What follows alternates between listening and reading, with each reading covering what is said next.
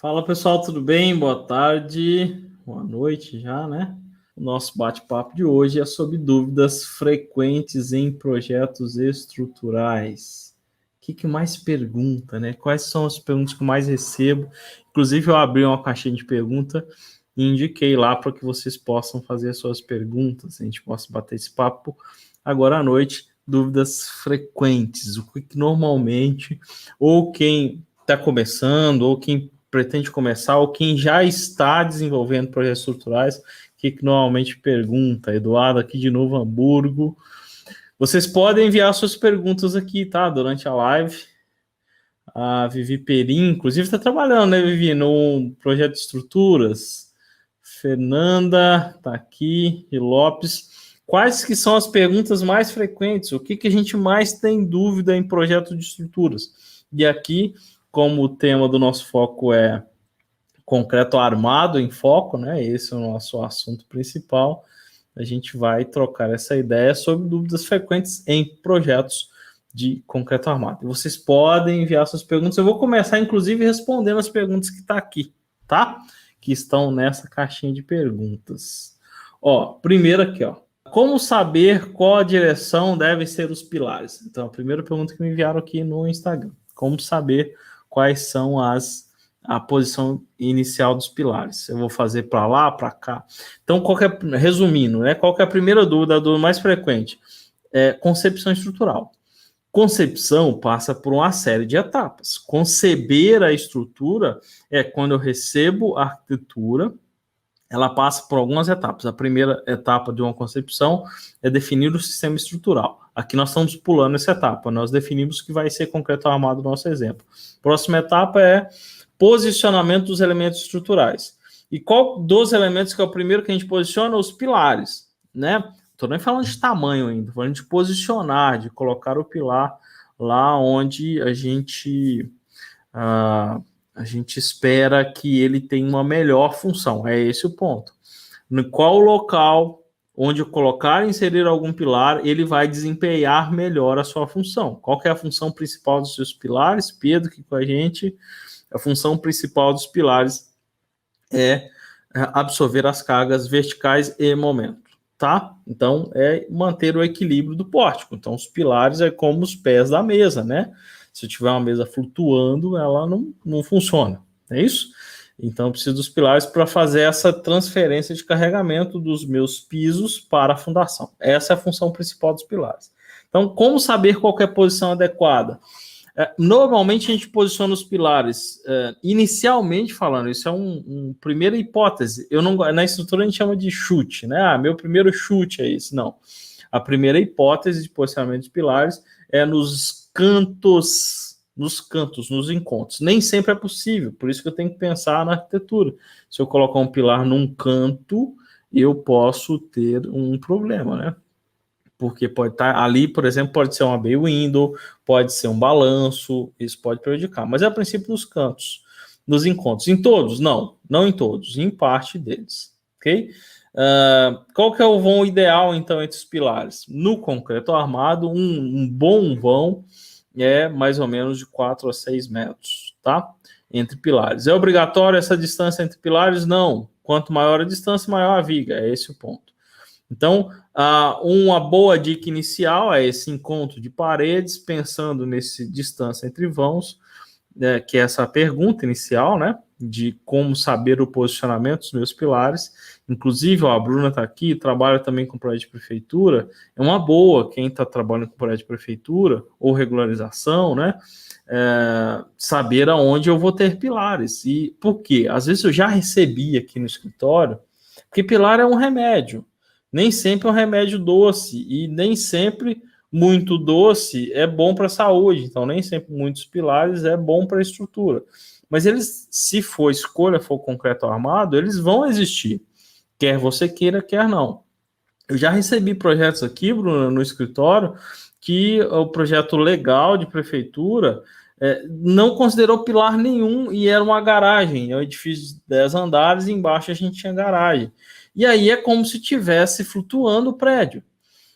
Só que tem que ter pilar. Aí, quando a gente adicionou os pilares, depois do projeto já ter ido para a prefeitura, já ter aprovado, nós perdemos algumas vagas. Aí o arquiteto virou para a gente e falou: você perdeu vagas. Não, não perdeu, as vagas já não existiam. Então, saber um bom posicionamento, uma pré-concepção, inclusive no projeto arquitetônico, é importante. Ó. Sempre muito conhecimento. Obrigado, grande Cassiano, de forma gratuita e de grande valor. É esse o nosso objetivo. O que é gerar valor, né? A gente sempre fala disso, gerar valor nas redes sociais. Gerar valor, às vezes a gente fica atrelando valor como se fosse só dicas de motivação, embora sejam bons, eu mesmo gosto, mas gerar valor é ensinar alguém alguma coisa para as pessoas. Então, ó, a própria Bruna está falando que já vi situações assim também. Quando você envia um projeto para a prefeitura, sequer esquecendo que há posicionamento de pilares, que eles têm que existir, desde essa fase, o seu cliente vai ser prejudicado, porque o pilar vai ter, né? O Eduardo perguntando, as paredes de concreto dos elevadores podem ajudar em algumas situações? Eduardo, pode. Eduardo Damasceno lá no YouTube, tá? Podem ajudar os pilares de elevadores em algumas situações. E na estabilidade. Mas uma residência, por exemplo, nem elevador eu tenho, então preciso me preocupar com isso. José Regis, professor, qual a solução para reparo de trincas em alvenaria estrutural? José Regis, vou falar disso em outra live só para não confundir aqui o tema, tá bom? Então, primeira coisa, respondendo a dúvida frequente, é onde posicionar os pilares. A gente já deu uma dica básica, você tem que pensar que eles existem, que tem dimensão mínima, que é no mínimo 14 de largura, no mínimo, e 360 centímetros quadrados, que daria um 14 por 26, mas normalmente esses pilares são pelo menos 14 por 30. Se você faz um projeto de arquitetura, por exemplo, as paredes com 10 centímetros ou com 14 acabada, já não funciona. Então, tem que ter essa noção desde o início. Então, a primeira dúvida frequente para projetos estruturais. Segunda dúvida, estou pegando alguns que foram enviados aqui, ó, pela Andréia. Quanto tempo de prazo dar numa proposta de residência média? Então, uma dúvida aqui, eu estou respondendo as principais, vocês podem enviar a sua durante esse período também. Imagina que você recebeu a arquitetura, você vai, antes de iniciar o projeto de estrutura, claro, você precisa fazer uma proposta, formalizar essa proposta, e vem em encontro com a outra pergunta que eu vou responder aqui também, que é como precificar, é o quanto custa, né? Vai ter certificado, Camila? Vai. Na semana que vem tem a Concreto Flix e sim, tem certificado. O Lucas, eu acho que dentro de pilares ainda. Piso inferior e piso superior completamente sem compatibilidade. Dicas? Não tem mágica, né? Quando eu não tenho continuidade, tem que fazer viga de transição. E isso é bom que quem desenvolve o projeto arquitetônico tenha essa noção, que a continuidade melhora o desempenho estrutural. Não é limitar a arquitetura. Às vezes tem arquitetura que não faz continuidade simplesmente porque esquece de fazer isso. Tá? E se não tiver a continuidade, sai mais cara a minha estrutura. A melhor concepção estrutural é quando as cargas chegam mais rapidamente na fundação. Então, quando a gente puder ter continuidade, isso sai mais econômico e sai mais rápido, tá?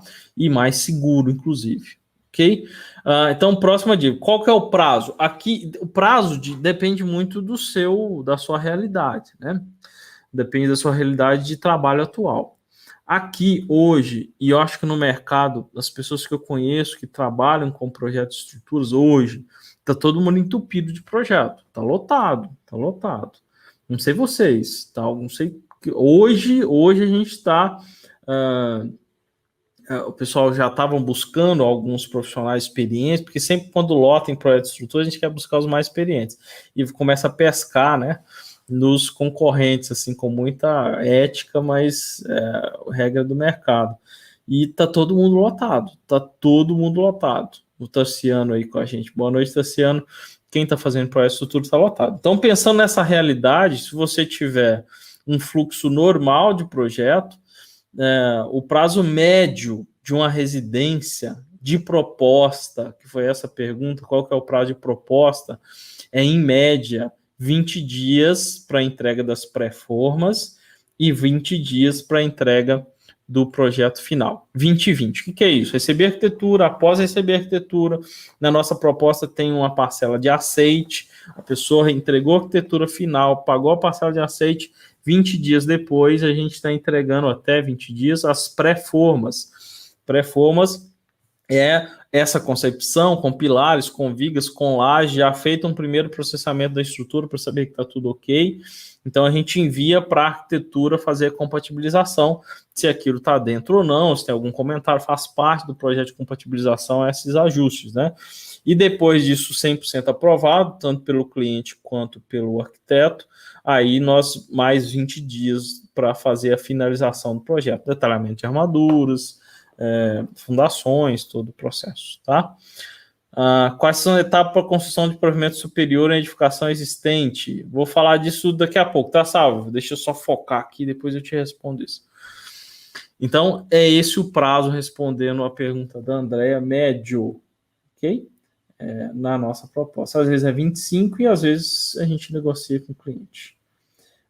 O Gabriel está perguntando aqui sobre precificação de projeto estrutural. Então, dentro dessa linha ainda de projeto, tem quanto que eu cobro? Outra pergunta frequente. Note que as perguntas, isso eu não estou respondendo só as que eu recebo, estou respondendo a que chegou para mim na caixinha de perguntas, tá? E vocês podem enviar, tanto quem está no YouTube, no Facebook ou aqui no Instagram, o que você, assim, dúvida principal. Note que as até então são perguntas enviadas que não são técnicas, são dúvidas de gerenciamento, digamos assim. Tá, quanto cobrar por um projeto de estruturas? Um projeto estrutural, ele tem um valor médio, tá? A depender do porte da estrutura e do sistema estrutural. E, claro, depende da sua realidade de mercado, né? Aqui no escritório, estou em Campinas, a gente tem um custo de vida maior do que muitas cidades. Consequentemente, os salários são maiores, né? E a remuneração também, para compensar isso. A depender da complexidade e depende também da sua expertise. Nós trabalhamos com projetos de estruturas há bastante tempo, nós temos um nome no mercado, nós temos reputação, nós temos histórico, portfólio, desenvolvemos um valor para a nossa marca do escritório, que é a Soma Cálculo Estrutural. E conseguimos cobrar um valor acima da média do mercado, porque o cliente nem sempre quer preço, ele quer atendimento, ele quer garantia de qualidade. Então, aqui a gente consegue, por exemplo, numa residência, tá? Vou ser totalmente honesto e transparente. Numa residência de uma complexidade comum, digamos assim, não alta complexidade, por isso que eu nunca orço um projeto de estrutura sem analisar pelo menos a arquitetura. Em alguns casos também a sondagem, também estudo de vizinhança antes de orçar, porque pode ter muita surpresa. Na hora de orçar, o cliente ou esconde ou não tem muita informação, mas depois que fechou, abraça, você não especificou muito bem essa proposta, e aí você toma um prejuízo. Então, pelo menos o projeto arquitetônico com os cortes, né? Da situação, aí faz a proposta em cima dessa situação, e se mudar, tiver algo diferente, deixa claro na proposta que esse valor vai ser reajustado, tá? Então, numa residência em concreto armado, mais ou menos a gente tem feito em torno de 18 a 25 reais por metro quadrado, do projeto de estrutura apenas, tudo bem? Eu sei que tem lugar que a realidade não é essa, tem lugar que é 10, 12 reais o metro quadrado. A gente fez uma pesquisa recente que tem lugares que chega a ser menos que 10 reais o metro quadrado do projeto de estrutura. Pessoal, isso é péssimo, né? Péssimo. Quem cobra menos que isso não está entregando projeto estrutural, está entregando um desenho, um esqueminha. E isso não atende às obras. Não é impossível entregar um bom projeto estrutural com expertise, com segurança, com qualidade no atendimento, com valor inferior a esse. Você não consegue, tá, entregar essa qualidade com valor desse. Tudo bem? Então, é mais ou menos essa. Agora, se for... Aí tem várias coisas dentro disso, né? Se for alvenaria estrutural, é um pouco mais caro, porque tem um detalhamento um pouco mais trabalhoso. Se for edifício, é um pouco mais alto, ou um pouco menor por metro quadrado, mas o preço total fica mais elevado. Se tem repetições, se não tem, tá? Então, tem uma série de coisas dentro disso para definir o valor do projeto de estrutura. Como precificar, então? Rangel, a gente diz que tem 3 formas, né, de precificar um projeto de estruturas, ou qualquer serviço. Um é pelo chute, se você não tem ideia, você chuta. Chuta? Como que chuta, Rangel? Você chuta mais ou menos imaginando, ó, e aí é chute, porque peguei arquitetura, eu acho que eu vou demorar aqui umas 2 semanas para fazer esse projeto, e se eu quero receber, sei lá, 10 mil reais por mês, eu vou cobrar 5 mil nesse projeto. É um chute, porque você pode demorar menos, pode demorar bem mais, mas é uma referência. A segunda forma de fazer isso, aqui ó, a Isabel está comentando no Instagram que cobra R$ 25 e depende do tamanho da residência. Perfeito, é isso mesmo. Se for uma estrutura muito grande, esse valor por metro quadrado desce um pouquinho. E se for uma residência muito pequena, esse valor também sobe, né? Imagina se eu cobrar R$ 25 por metro quadrado e for uma residência de 50 metros quadrados. Não tem como, né? Por isso que tem que analisar e ter um preço mínimo, digamos assim. Tá bom? Se tiver repetição, se tiver sistemas estruturais, se tiver, dependendo da altura, se tem arrimo, se tem piscina, complexidade dessa piscina. Então tem que pensar em todos esses aspectos antes de precificar. Qual que é a próxima coisa? Então, primeiro é pelo chute, segundo é pelo preço do seu concorrente. É o que provavelmente quem está perguntando aqui quer saber, o quanto que eu cobro, para ele ter referência e cobrar o dele. E isso está errado? Eu, na minha visão, sim. Porque você não conhece a sua realidade, o seu mercado, os seus riscos, os seus custos, a sua expertise, o quanto você teve que investir e vai continuar investindo, equipamentos, atendimento, eventuais visitas na obra, isso tudo tem que estar muito bem especificado. Tá? Se você tem equipe, se não tem, se é só você, e aí quanto mais equipe você tiver, e portfólio, e nome, você consegue cobrar melhor, porque o cliente mais tranquilo. Se você emite nota fiscal, se não, percebe? Tem uma série de coisas aí dentro desse processo. E a última é pelo valor, que é o que eu prefiro, que eu mais gosto, né? O valor é quando você consegue cobrar por aquilo que você entrega, efetivamente, tá? E assim, pessoal, algumas coisas, o cliente do lado de lá, como que ele diz se vai fechar com você ou não, se esse preço está bom ou não. Ou ele vai te comparar com os outros, então essa coisa de não se comparar com outra é bobagem, o tempo inteiro vão estar te comparando, né? É isso, tem imposto, né, Isabel? Tem estrutura, tem uma série de coisas embutidas aí. O valor é o quanto você entrega de resultado, e isso é uma das últimas etapas que a gente tem. Eu tenho uma masterclass chamada o Plano MES, que a gente fala bastante sobre isso. Tudo bem? Próxima pergunta frequente. Eu vou responder essa questão aqui. Existe alguma norma ABNT? O Fael está perguntando nas caixinhas de pergunta, tá? Para nomear vigas e pilares em projetos? Não. Norma ABNT, não. Tem normas da ASBIA, Associação Brasileira de não sei o quê. De nomenclatura do nome dos projetos, recomendações. Tem bom senso, tem padrão, né, de nomenclatura, que é da esquerda para a direita, de cima para baixo. Se você fizer diferente disso, está errado? Tem uma norma que diz que está errado? Não. Mas se você mandar algo diferente desse, o cara já procura a primeira viga lá no canto superior esquerdo. Se ela não tiver lá, ele vai se perder, vai ter que ficar fuçando. É mais porque isso é mais organização, mais bom senso. Isso a gente ensina todo o tempo, repassa isso para que esse padrão seja mantido, né? Deixa eu ver mais. Tem uma pergunta aqui da Daniele. Como considerar as ligações viga-pilar engastada, semirrígido, rotulada, quando utilizar cada um? Essa é uma pergunta realmente bem frequente. Porque, vamos lá, vamos voltar? O Renato está aqui. Eu até já falei de pilares, tá, Renato? Um pouquinho antes. Posicionamento de pilares. Eu pré-dimensionei esses pilares pelas áreas de influência e lancei esses pilares num software, tá?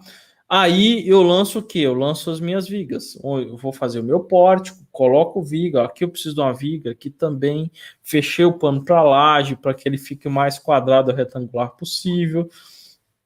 Evitei vigas em locais onde ela é mal vista, digamos assim. Então, viga no meio de um quarto, no meio da sala, sempre que ela for possível, evitar é melhor, porque senão eu vou ter que forrar, né? Então tem que pensar em tudo isso. Ninguém quer uma viga no meio do quarto visível. Então, se puder evitar, é melhor. Então, Pensa em tudo isso. Só que eu lancei o pilar e lancei a viga, tem uma coisa que a gente chama de vinculação.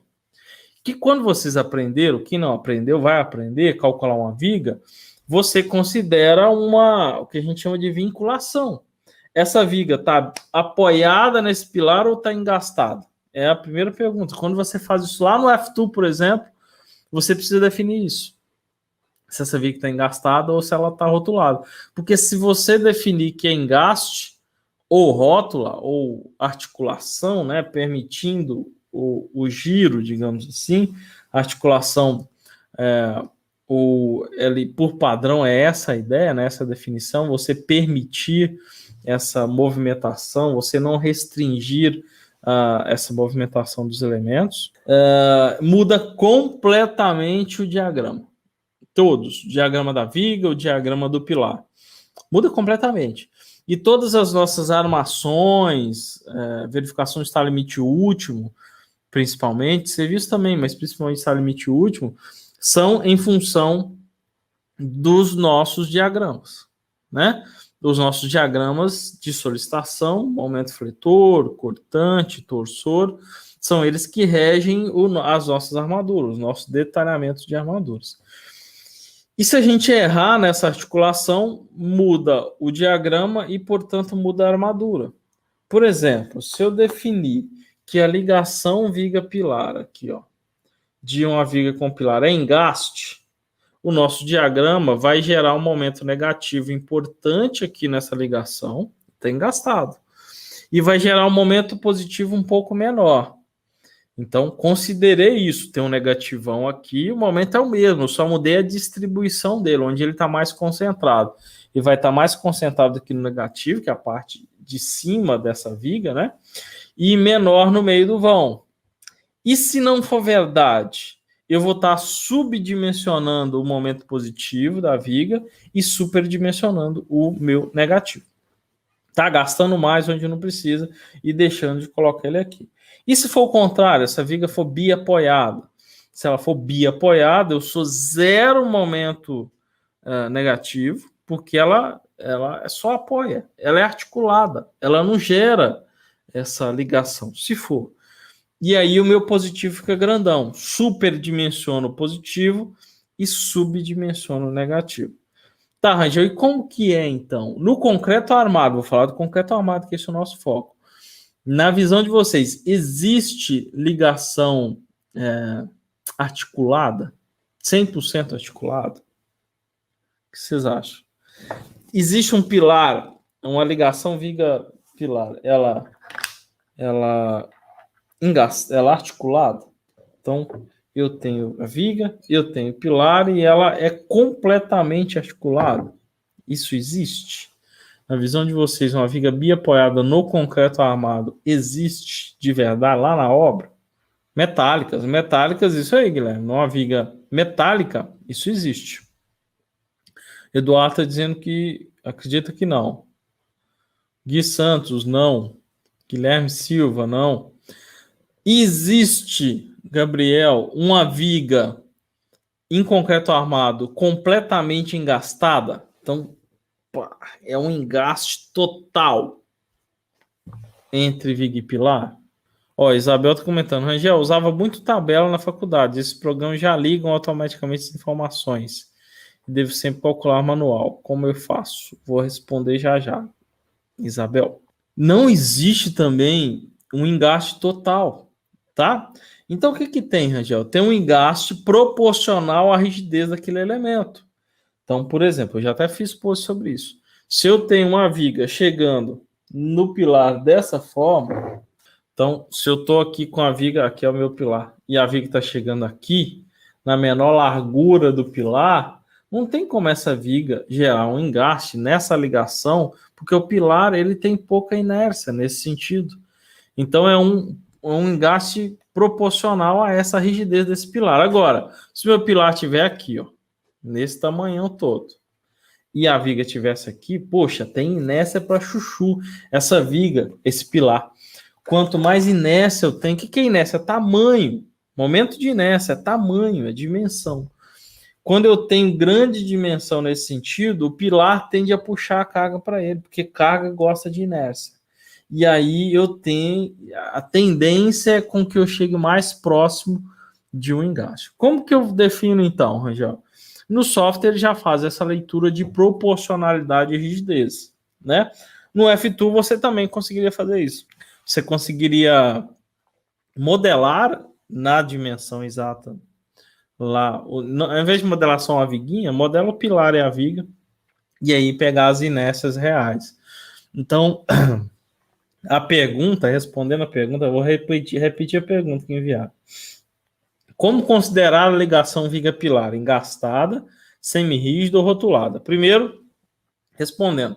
Rotulada e engastada não existem no concreto armado. Tudo bem? Pode existir na metálica, pode existir no concreto pré-fabricado, mas no concreto armado não. Então ela sempre semi-rígida. Tudo bem? Agora, quão rígida ela é, depende da proporção de rigidez, dessa relação de rigidez entre um pilar e uma viga. A forma mais simples de você considerar isso é modelando num software como o TQS ou no F2, por exemplo, que é um aplicativo gratuito, né?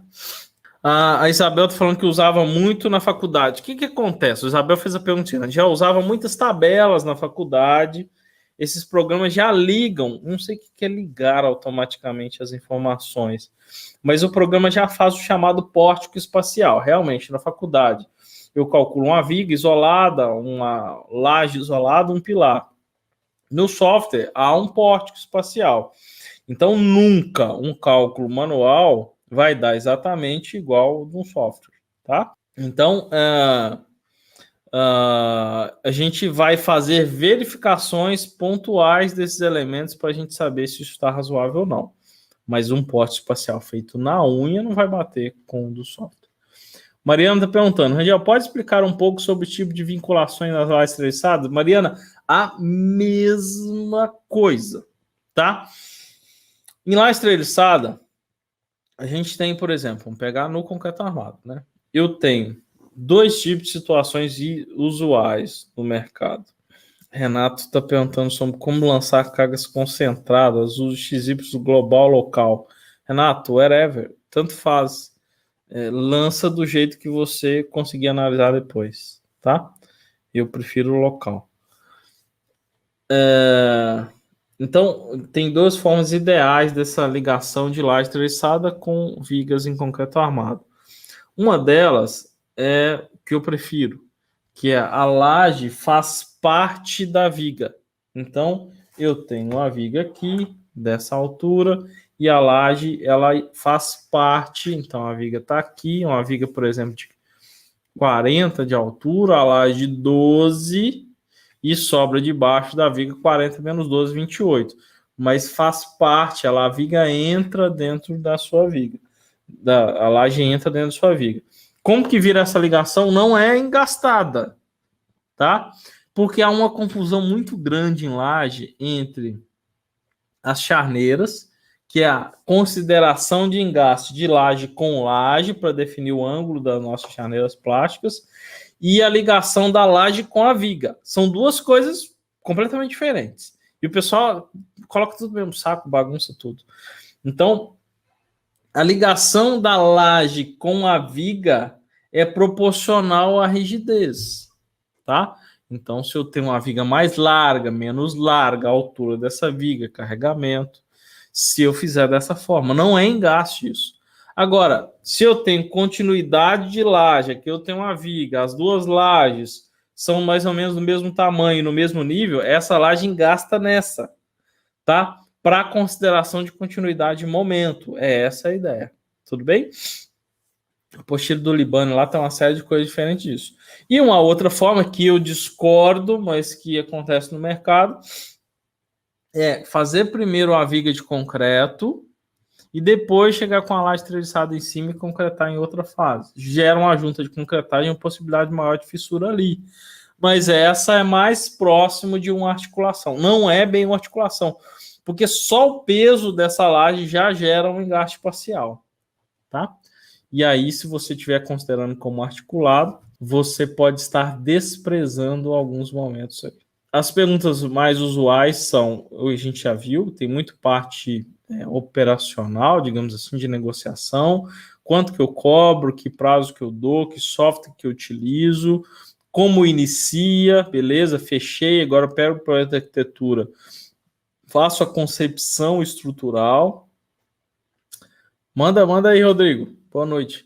Faço a concepção estrutural, pré-dimensiono os pilares, posiciono viga, defino o tipo de laje, faço o lançamento, mando isso, uma pré-análise do projeto de arquitetura, estando tudo bem, a gente faz as demais verificações, está limite de serviço, flecha, deformação e abertura de fissura, deslocamento no pórtico, tudo certo no estado limite de serviço, aí eu vou para o estado limite útil, então verifico se aquela viga dimensionou adequadamente, se eu preciso reposicionar ou aumentar o tamanho, e aí parte para o detalhamento das armaduras, tá? E aí dentro disso tem sempre aquela linha tênue entre estar certo ou errado, aí não tem discussão, né? Se atende a norma ou não atende, e a outra é se isso está coerente ou não. Então tem coisas que pode, mas não convém, né? E aí tá entre essa coerência de estar adequado, está bacana ou não está. O Ricardo Rangel, boa noite. É necessária armadura negativa na borda ao longo da laje? Sim. A armadura negativa de borda é obrigatória de acordo com a NBR 1118. Da laje superior, como evitar uma dilatação? Isso é uma junta de concretagem, né? E junta de concretagem você tem que tratar como junta de concretagem e fazer o tratamento dessa ligação. Normalmente, deixando uma superfície rugosa para dar aderência e antes de juntar um concreto antigo com um novo, escarificar, fazer um jateamento ali para tirar qualquer parte que estiver meio solta, né? Aplicar um bianco e aí faz a concretagem normalmente, tá? Mesmo sendo balanço, e aí é uma situação ruim, mas é um caminho. No seu curso Master, você faz todos esses passos com os alunos? Todos. E muito mais, né? Professor Rangel, o ideal para projeto básico residencial é ter projeto elétrica e hidráulica, como compatibilizar as passagens. O Gessé fez a pergunta aqui, ó. O ideal para projeto básico residencial é ter o projeto de elétrica e hidráulica? Sim, Gessé, eu coloco na minha proposta que é de obrigatoriedade, a obrigação do cliente fornecer algumas coisas. Levantamento topográfico, sondagem, está lá na proposta. Projeto de elétrica e hidráulica é um deles, de fornecimento obrigatório pelo cliente. Tá? Para que a gente possa gerar e verificar essas interferências da elétrica e da hidráulica com o projeto estrutural. Tá? Aleph, Rangel, sei que muitas vezes é usual no mercado acabar precificando projetos por metro quadrado. Qual outra forma interessante para especificar? Dia 29, show. Aleph, o mais comum é isso, é metro quadrado versus complexidade, tá? Então, analisa a complexidade e analisa a área total. Uma outra forma que eu acho interessante, tem mais duas, né? É por estimativa de horas de trabalho sua, tá? Então, isso exige experiência, né? Às vezes você nunca fez, não sabe quantas horas vai gastar no projeto. E não é só fazendo o projeto em si, né? Você tem que lembrar que tem atendimento ao cliente, reuniões de projeto diversas, você tem as fases de análise, detalhamento e tem fase de pós-obra, entrega. Tem que lembrar de adicionar tudo isso. Então, é uma das formas de estimativa de horas trabalhadas. Você define o seu custo da hora. O custo da hora tem que englobar o seu salário, tem que englobar o custo da sua estrutura, equipamento e a sua expertise, né? O salário, a hora essa de um júnior não é a mesma de um sênior, tá? Porque o júnior demora mais tempo para fazer a mesma coisa que o sênior já faz muito mais rápido, porque ele já trilhou aquele caminho. Mas é uma das formas, por exemplo, eu quero ganhar R$500 por hora. Você estima quantas horas vai gastar assim, é uma das formas. Uma outra forma interessante também, que não se usa tão comumente, mas tem regiões que sim, que eu acho mais justa, tá? É o CUB. o custo unitário da construção civil. Então, um percentual do CUB, né? Por exemplo, o corretor é 4%, 3%, sei lá, do valor do processo de venda. Quem faz todo o orçamento da obra tem uma previsibilidade, né? Então, um percentual, e aí, claro, regiões onde a construção está mais aquecida, o valor unitário é mais caro. Então, Balneário Camboriú, por exemplo, deve estar perto de R$ 2.000 metro quadrado ou mais. Aqui em Campinas, talvez 1.800, talvez uma cidade menor é 1.600. Então, ela leva em consideração essa realidade do mercado, em cima o CUB, aí nesse caso, em cima do padrão do projeto que você vai fazer.